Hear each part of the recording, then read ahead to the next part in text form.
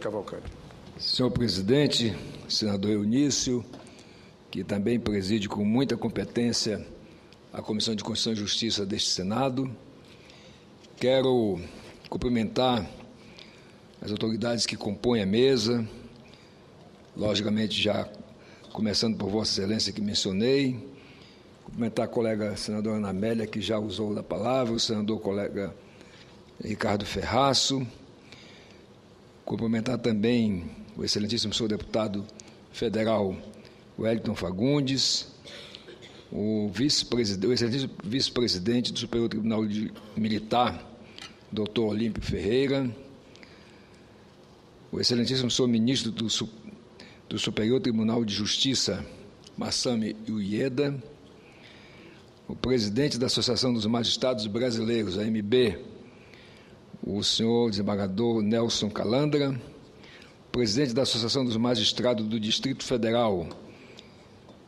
senhor juiz Gilmar Tadeu Soriano, a desembargadora do Tribunal de Justiça do Estado do Ceará e diretora da Secretaria da Mulher Magistrada, excelentíssima senhora Sérgia Miranda, secretário-geral do Conselho Federal da Ordem dos Advogados do Brasil, senhor Marcos Vinícius Furtado Coelho, e cumprimento também a todos os magistrados, magistradas, senhores e senhoras aqui presentes no plenário, dizer que, inicialmente, que é uma honra para mim e uma felicidade poder estar aqui nesta solenidade em que se homenageia a AMB pelos seus 63 anos de existência.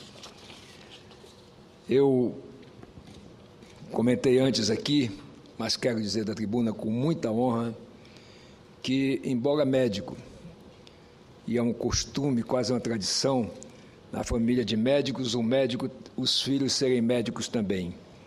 Mas os meus, dos três, dois são magistrados, um é juiz de direito lá em Roraima, e a outra, juíza de direito aqui no Distrito Federal, a mais nova.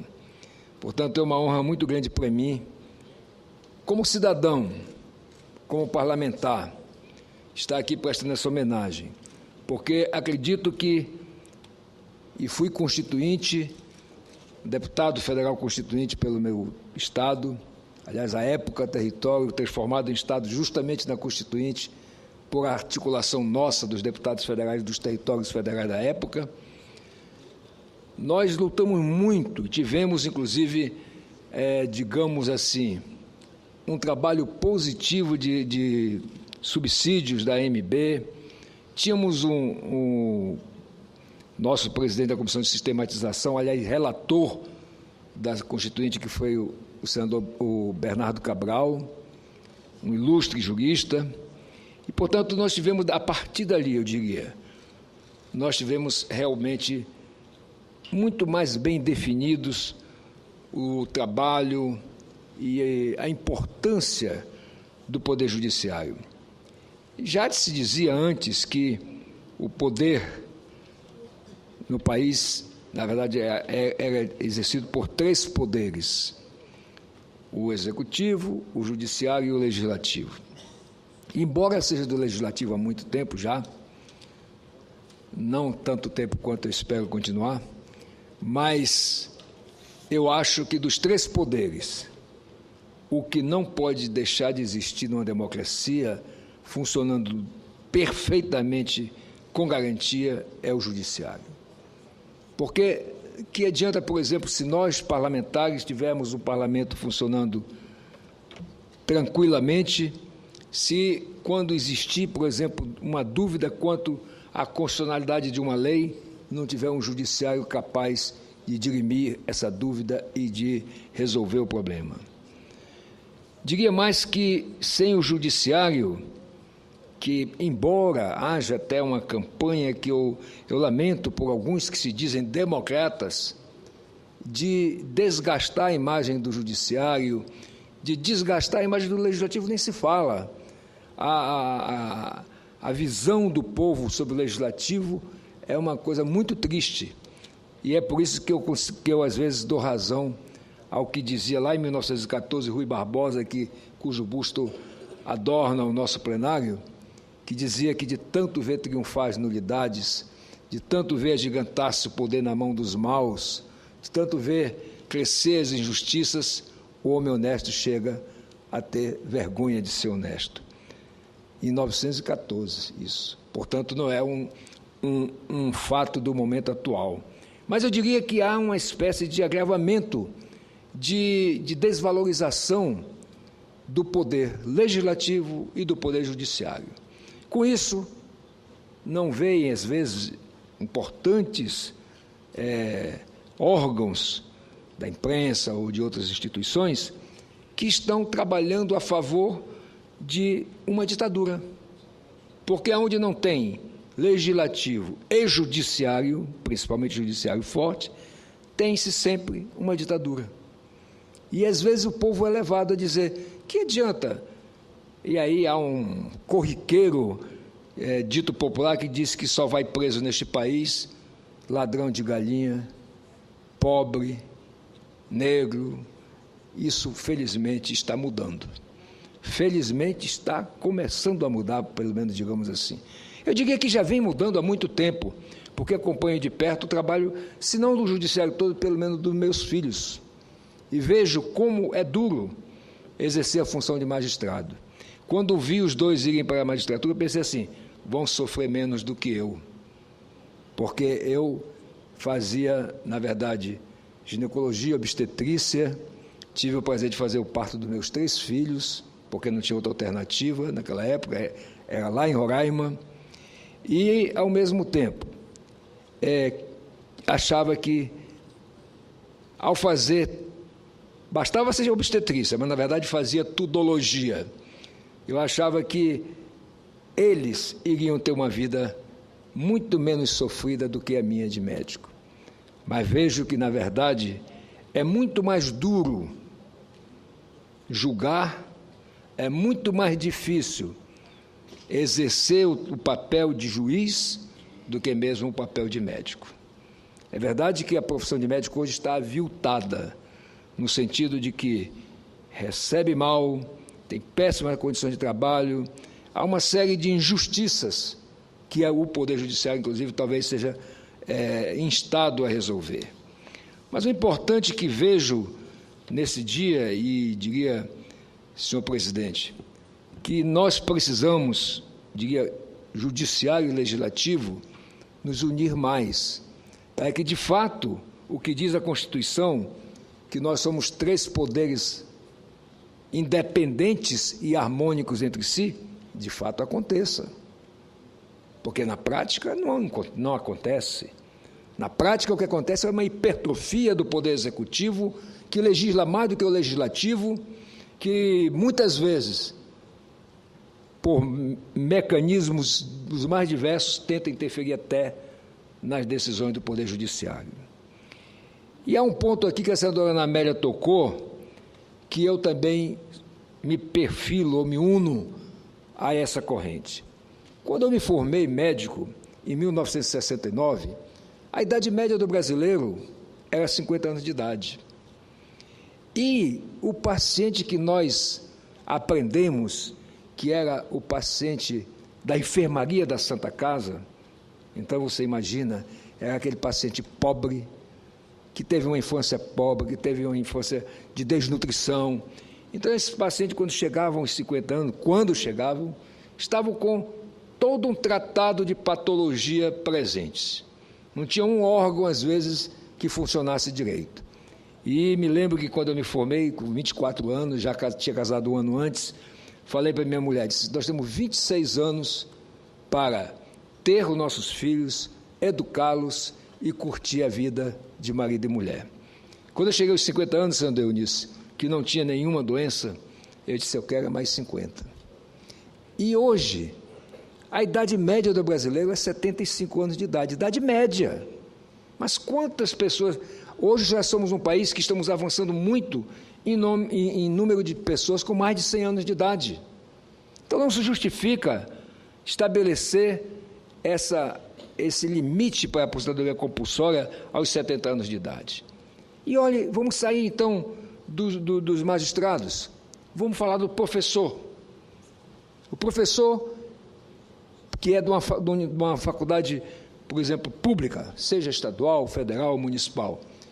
O poder público, portanto, o dinheiro do povo, investe nessa pessoa para ela fazer especialização, mestrado, doutorado, pós-doutorado, e quando ele chega aos 70 anos de idade, sem problema nenhum de saúde, ele é forçado a se aposentar. E vai para onde? Trabalhar na universidade particular. Vai ganhar dinheiro com a formação que ele recebeu às custas do dinheiro público. E quantos professores nós precisamos na rede pública? A mesma coisa dizemos do magistrado. A senadora Ana Amélia chamou a atenção. O caso do mensalão está chamando a atenção.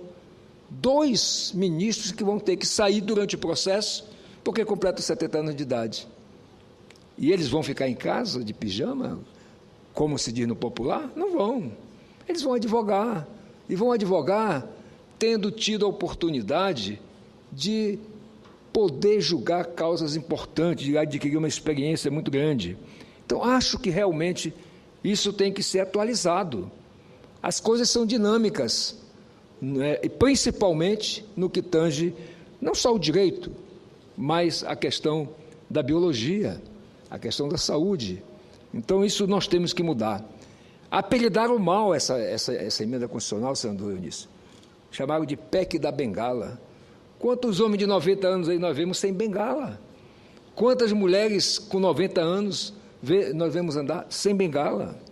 E aí, pejorativamente, botaram como PEC da bengala, como se dá mais 5 anos para a pessoa que está bem ficar no serviço público fosse uma coisa negativa para o serviço público. Então, eu quero defender aqui, neste dia que se comemora os 63 anos da Associação dos Magistrados Brasileiros, e também levantar aqui uma questão. Já que estamos falando de magistrado, já estamos falando de justiça, eu tenho, senador Eunício, uma preocupação que venho observando há algum tempo, com a justiça eleitoral. Nós temos uma justiça militar, nós temos uma justiça do trabalho, em que os magistrados entram por concurso, fazem carreira e chegam, portanto, até o cargo de desembargadores, ministros, etc. E temos uma justiça eleitoral que tem prédios próprios em todos os estados.